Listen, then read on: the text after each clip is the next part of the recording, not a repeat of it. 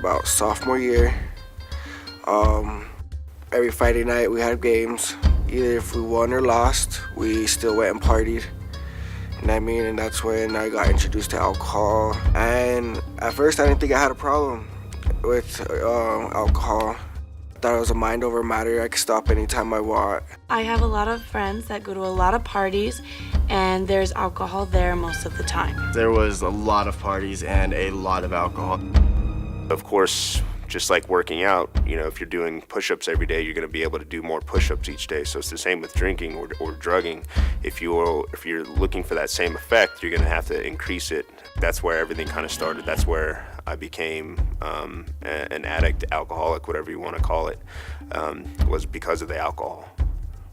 As an athlete, if you have one night of partying and you drink alcohol, then it's going to take 14 days to get back to peak proficiency.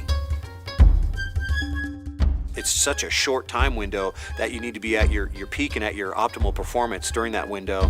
And why would you take away from that by drinking alcohol?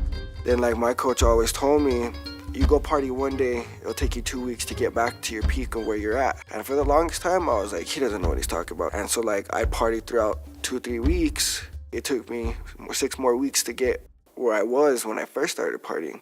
Then after a while, I was like, damn, I feel old. You know what I mean? I don't feel like I'm as good as I used to be. Like my running was horrible, my sprints, all my abilities were just a little sluggish. And now I'm able to realize what was the cause of that. I definitely noticed that there was a big impact on my performance from alcohol, and it really hurt my performance all around in both sports.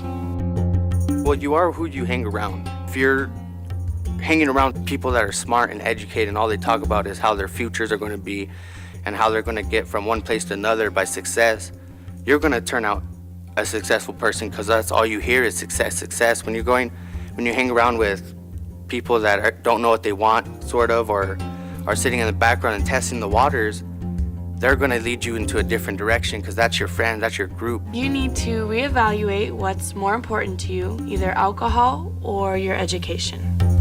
Find the kids that don't go to parties that are part of the team still. Find different activities that you would like to do. Say Friday night they're going to a party, do different things. It's okay to be that off person out or the black sheep because you'll make it farther than what you are doing when you're partying on the weekends.